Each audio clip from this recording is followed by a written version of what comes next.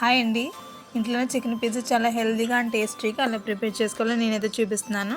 First అయితే plate తీసుకొని అందులో కొంచెం ఒక గ్లాసు గోధుమ పిండి తీసుకొని అందులో half table spoon salt, half table spoon sugar, half table spoon baking powder, half table spoon కానీ కొంచెం తక్కువ baking soda, 2 table spoon curd add చేసుకొని బాగా మిక్స్ చేసుకోవాలి.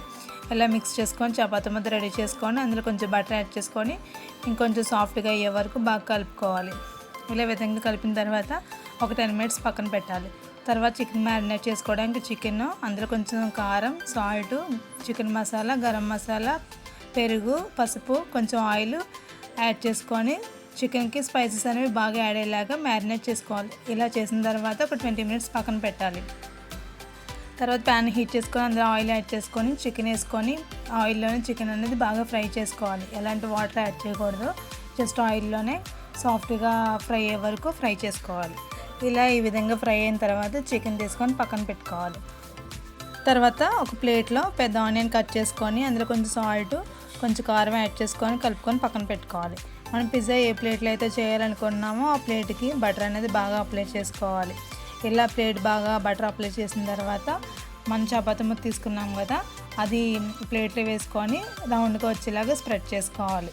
లేదంటే మన రోలతో రోల్ చేసుకుని అలా పెట్టుకున్నా పర్వాలేదు. తర్వాత 1 ఇంచు గ్యాప్ ఉంచి అలా వేళ్ళతో అద్దుకోవాలి.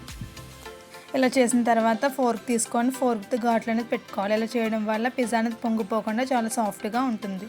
తర్వాత 2 టేబుల్ స్పూన్ పిజ్జా సాస్ వేసుకొని పిజ్జా బేస్ మీద బాగా అప్లై చేసుకోవాలి. ఇలా అప్లై చేసిన తర్వాత ఇంకో 2 table spoon red chilli sauce వేసుకొని ప్లేట్ అంతా బాగా అప్లై చేసుకోవాలి.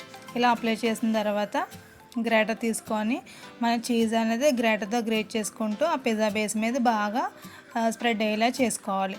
ఇలా చేసిన తర్వాత దానిపైన ఆనియన్స్ అనేవి అక్కడక్కడ పెట్టుకొని మన పిజ్జా బేస్ మీద డెకరేట్ చేసుకోవాలి. తర్వాత ఇలా చేసిన తర్వాత దానిపైన చికెన్ పీసెస్ అనేవి పెట్టుకొని పిజ్జా బేస్ అనేది రెడీ చేసుకోవాలి. ఇలా రెడీ చేసిన తర్వాత ఇంకొంచెం చీజ్ గ్రేటర్తో గ్రేట్ చేసుకొని పక్కన పెట్టుకోవాలి. ఇలా చేసిన తర్వాత ప్యాన్ పెట్టుకొని అందులో గిన్నె పెట్టుకొని అది 5 మినిట్స్ హీట్ అయిన తర్వాత ఈ ప్యాన్లోని పిజ్జా ప్లేట్ అనేది పెట్టేసుకొని మూత పెట్టుకొని ఒక 20 to 25 మినిట్స్ అది హీట్ చేసుకోవాలి. ఇలా లో ఫ్లేమ్లో హీట్ చేసిన తర్వాత మధ్య మధ్యలో చెక్ చేసుకుంటూ ఉండాలి. తర్వాత 25 మినిట్స్ తర్వాత చూస్తే పిజ్జా అనేది చాలా పర్ఫెక్ట్గా కుక్ అయి ఉంటుంది. తర్వాత ప్లేట్ అనేది తీసుకొని ఒక 2 మినిట్స్ ఉంచుకుంటే పిజ్జా అనేది ఈజీగా డిమోల్డ్ అయిపోతుంది.